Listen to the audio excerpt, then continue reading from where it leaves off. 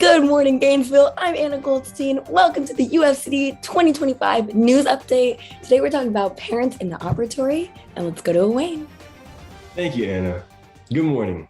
My name is Wayne Houghton, here with you to discuss the controversial topic of having parents in the dental operatory room.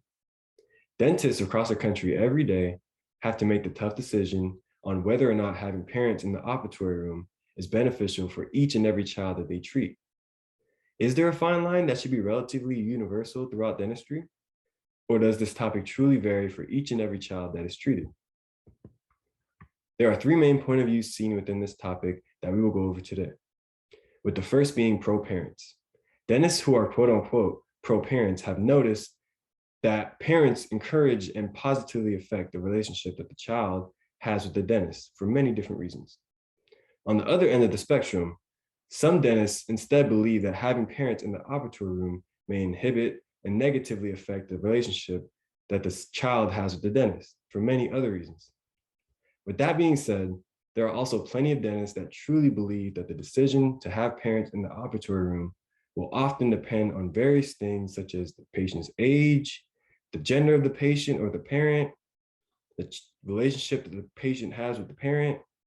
It could depend on the type of procedure that is being performed, the parent's perceptions of the dentist, the patient's hometown, and many other factors that we will delve into today. But first, let us take a deep dive into the pro-parent point of view to see exactly why some dentists may prefer to have a parent in the operatory room. Some of the main reasons why dentists believe in having parents in the operatory room is often contributed to noticeable improvements in the patient's behavior, adherence, and even their oral health overall, while the parents are present.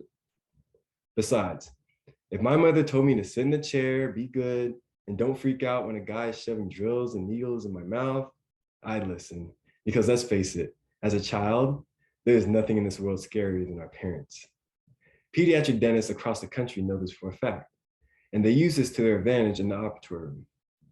This also builds trust with not just the patient, but the parent as well. Because if a parent approves with the way the dentist interacts and treats their child, the parent and the child are more likely to be compliant with the treatment that is given by the dentist. Parents may also give the patient a sense of security within the operatory room, because if a child subconsciously sees that their parent is okay with whatever the dentist is doing, they will subconsciously be okay with it as well, which makes the dentist's job a lot easier. Another common reason as to why dentists prefer to have parents in the operatory room is to avoid any legality issues that may arise involving misinterpreted abuse or mistreatment of the child. On the other end of the spectrum, however, many pediatric dentists instead believe that having parents in the operatory room could be detrimental to their child's overall treatment. Dentists often complain of losing a sense of control within the operatory room in the presence of the parents, which often gets in the way of the dentist and the child's relationship. After all, treating a patient would be much easier if a relationship and trust is built over time in the operatory room with the dentist and the child. Dentists also often find that children may be reluctant or embarrassed to communicate with the dentist in the presence of their parent. And lastly, the major reason as to why many dentists restrict parents in the operatory room is to prevent the parents from indirectly placing their fears or negative thoughts of the dentist onto their child. However, because every child is different, many dentists use a holistic approach to make the decision to keep or restrict the parent in the operatory room. This holistic approach results in a decision that depends on many factors such as age, gender, the parent-child relationship, and the parent's perception of the dentist. In terms of age, younger children would rather have their parents in the operatory room compared to older children. Regarding gender, it is seen that younger girls would rather have their parents present compared to boys. The parent and the child's own relationship also contributes to this decision, as children may cooperate with the dentist more or less based on the parent's parenting type. Another factor is the parent's own perceptions of the dentist. This is important to note because children tend to mimic the fears or beliefs that their parents have of the dentist. On to research topics of this matter with Anna. Thanks, Owain. Here's some research that ties it all together. An article called Parental Presence in the Dental Operatory as a Behavior Management Tool analyzed and recorded the behavioral changes of children in the dental office with an emphasis on whether or not their parents were inside or outside the operatory. They found 60 children and they recorded their behavior via the Frankel Behavior Rating Scale over the course of 12 years. They found that children ages 3 to 4 years old behaved much better with their parents inside the room. For children above the age of 5, there was no significant difference to their behavioral, whether they had their parents inside or outside the room. So all this makes sense because infants and toddlers rely on their parents for communication and for support. In general, the older children do not necessarily need their parents to have a positive dental experience. So the relevance of this is that all children have different needs. The younger the children are, the more they need their parents, but as they get older, the line gets a little bit more blurry. Dentists must be able to recognize how to interact with parents of older children to encourage the best behavior and cooperation from the child to ensure that they can obtain the highest quality dental care. There were some limitations to this study. They had a very small sample size, and they did not include any mentally challenged children.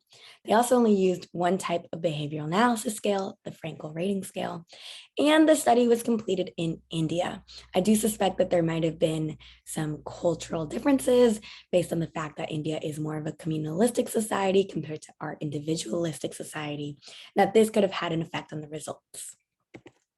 We did explore some other articles looking at some other factors. So there are 3 different types of parent-child relationships. And one article did show that this could affect the children's behavior in the dental operatory.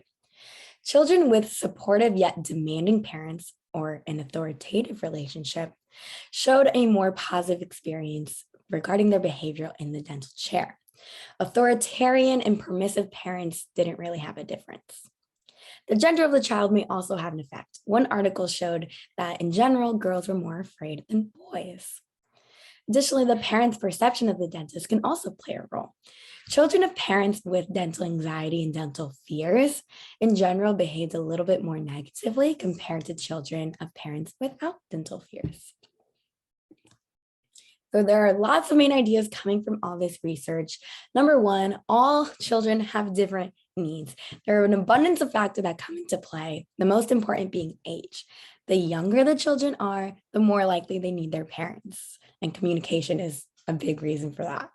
Some other important factors included the relationship between the parent and the child, the gender of the child, and the parent's perceptions of the dentist.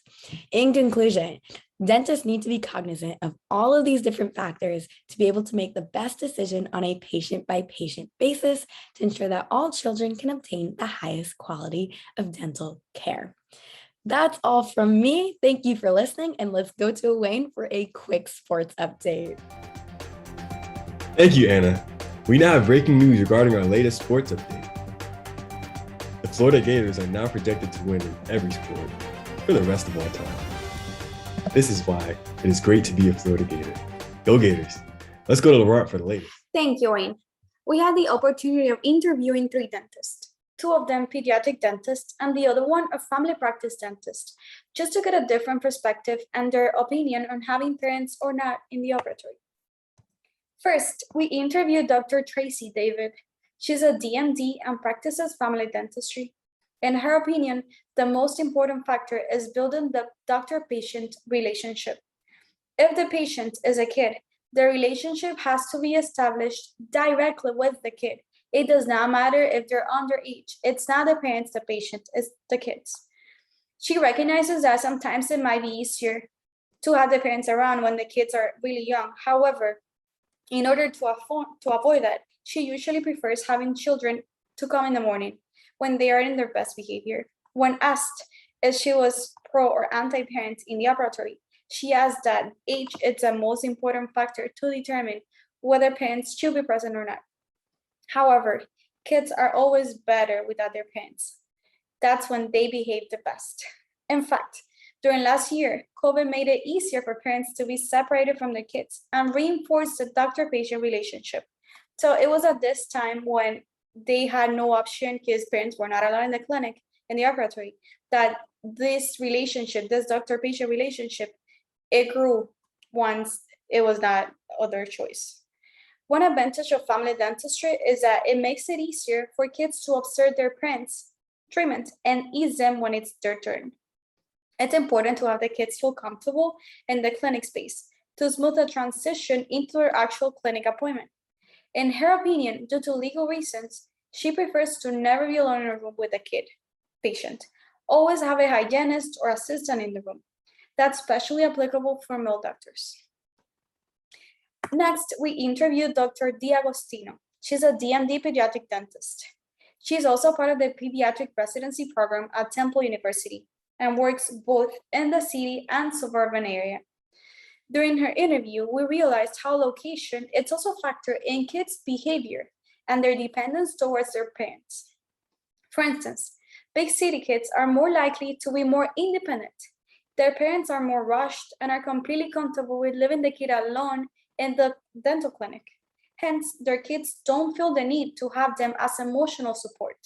On the other hand, suburban parents are more present and dependent. Hence, their kids are less independent and parents are more likely to be in the room. She emphasized the importance of approaching the children's parents as she would the kids, so that parents' fears do not transfer into the kids. It's different for every procedure, but for bloody and more complicated ones, she prefers not to have the parents observing. That would only make the parents and kids more anxious, which disrupts her concentration. In her opinion, dentist-parent relationship is more important than dentist-child relationship. She feels this way, especially since the kids are not old enough to make their own decisions, and they depend on their parents' say. Sometimes when conditions are not favorable for either the dentist or the patient, saying goodbye to the patient and or parent is the best thing that can be done. That will provide both doctor and patient with the best possible outcome. So far, with only these two interviews, we're able to see how different dentists, depending if they're pediatric dentists or family dentists, they approach the situation in different ways. It depends on their experience and the way they approach the children and parents. Finally, we interviewed Dr. Patrick Sebastian Lolo. He's a DMD pediatric dentist at Nicholas Children's Hospital as an attendant in the residency program. He also works part-time at a private office in Boca, Florida. In his opinion, having the parent in the operatory might be helpful or distracting. It will always depend on the situation. Whether present or not, parents' consent, it is very important, especially for irreversible procedures. He explained how for extractions, root canals, removing of a lesion, he needs to have a patient's parent consent. It does not matter if the sister, brother, uncle, grandma, it's at the clinic, they need to have consent from the parents. So whenever possible, they have the legal guardian at the appointment. If it's not possible, then they need to have them a phone call away. One person, usually the legal guardian, it's allowed in the room. The rest can wait outside in the waiting room. If the case is of separated parents, he always finds out who the legal parent is, and that one person is the one in charge of making the important decisions regarding the kid's treatment and giving consent, even though he will have both parents informed of every single detail, but he needs that one person to take the lead. Sometimes when situations are unsafe or there are really high expectations from the parents, it's better to refer the children to another doctor for a second opinion. He has to feel comfortable and in charge. Also, it is his policy not to allow parents in the room for oral sedation or when they are being disruptive. That can only complicate things. For him, it is very important to build on the dentist-patient relationship, and he understands that older kids prefer their privacy with the dentist because there's sometimes a shame of speak freely in front of their parents. That makes it easier for him to build on the dentist-patient relationship. However, for legal reasons, he prefers having their parents present in the operatory with the younger kids, especially since he's a male dentist. So there are different factors at play when considering whether parents should be present in the operatory or not. And these three dentists provided very valid points for both scenarios. Now let's hear from Sarah, who's live at the scene. Good evening, UFCD class of 2025. This is Sarah David, and we are here live with the discussion of the interviews between Dr. Lolo, Dr. David, and Dr. D'Agostino. We will first be talking about the similarities between these three interviews. The first similarity that we noticed was that parents in the treatment room changes with child's age. All of the doctors expressed a common theme that age was the main determinant of whether or not the parent should be in the treatment room. Dr. David explained that when children are very young, their parents should be in the treatment room because they are more dependent. Since Dr. David works in a family practice, the kids often got to witness their parents' appointments as well, which eased them into receiving their own care. As patients grow older, the parent is not as necessary in the treatment room because the patient is starting to become more independent. Dr. Lolo mentioned that older kids typically do not want their parents in the room with them, and that this allows the relationship and trust between the patient and the doctor to grow. The second similarity between the three interviews was that for legal reasons, another person should be in the room during appointments, whether that person is the parent or an assistant. Dr. Lolo expressed that one of the reasons he prefers the parents to be in the room throughout a procedure is for legal purposes. He explained that if there was any misunderstanding without another person in the room, it would be the child's word against his own. Therefore, it is best to have someone else in the room as a witness to your work. Dr. David also expressed the same concern in that another person should be in the room. However, she explained that for her, this other person is typically an assistant or a hygienist instead of the parent. The third similarity that we saw in the dentist interviews was that they thought the parents should not be in the room for more complex procedures. Dr. D'Agostino explained that especially for bloodier procedures, the parents should not be in the room because they can distract or frighten the kid more throughout the treatment. If the parent explains what is going on to the child might become fearful or upset and not be as cooperative.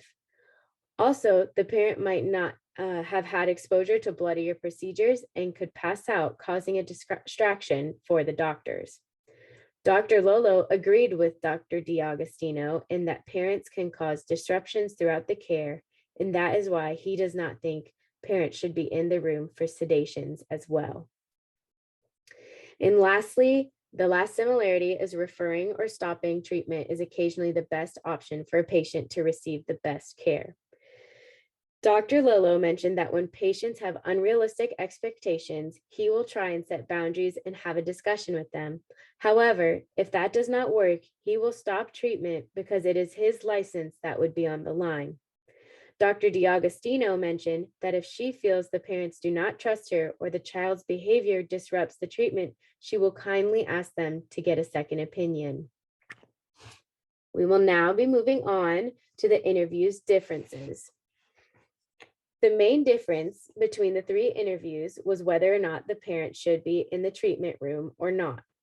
Each dentist emphasized that every situation is different, and sometimes the parent being in the room or not depends on that situation. However, Dr. David supported parents out of the room. Dr. Lolo supported parents being in the treatment room, and Dr. D'Agostino supported both sides by saying it entirely depends on the situation. Dr. David explained that she thought kids behaved better without their parents in the room, and that she was able to create the bond and trust between the patient when the parent was not present. When the pediatric patient trusts you, the more well-behaved they will be. Dr. Lolo emphasized that he is pro-parents being in the room, mainly for legal purposes mentioned previously, and explains that parents can occasionally be helpful with their children. Dr. D'Agostino argued that whether or not the parent should be in the patient room is completely different case by case. The other main difference was which relationship was more important, the relationship between the doctor and parent or the doctor and the pediatric patient. Dr. David and Dr. Lolo both explained that they thought the relationship with the child was the most important because the child needs to trust them directly to provide the best care. However, Dr. D'Agostino said that the most important relationship is between the parents and the doctor because children trust their parents, and if the parent trusts the doctor, the child will inherently trust the doctor as well. Moving on, we will discuss the implications for clinical practice. One takeaway for clinical practice from the interviews was to assess the situation of whether it would be beneficial or not for the parent to be in the operatory with the child. Each doctor had differing views on parents in the room. As dental professionals, we have to figure out our own views and methods of how to handle parents inside and outside the procedure room. We have to learn how to assess the best treatment and best environment for the patient to receive the best quality care. The interviews also showed us that occasionally the best quality care for the patient is actually stopping treatment, referring to another dentist, or asking the family to receive a second opinion. Some children are more fearful than others, or are not as well behaved and need to be referred to another doctor or even a specialist. Also, when it comes to their children, parents often like to be in control and have unrealistic expectations about their care. The dentist needs to be in control of the treatment plan and of the procedure. If not, then the dentist should consider stopping treatment and asking the family to receive a second opinion or look for care elsewhere. All of these can be applied to how we approach our practice once we're in the clinical field. And to close out, we wanted to go through our credits. So we wanted to say thanks to Anna Goldstein for her initial research and explaining the research and editing the final product. Big thanks to Owain Houghton, who led an interview, gathered all the information to create the introduction section. Another big thank you to Lauren. She collected, organized, and explained all the facts from 3 interviews. And then lastly was me. That is all for us from now. And thank you for watching UFCD 2025 News, and have a great night.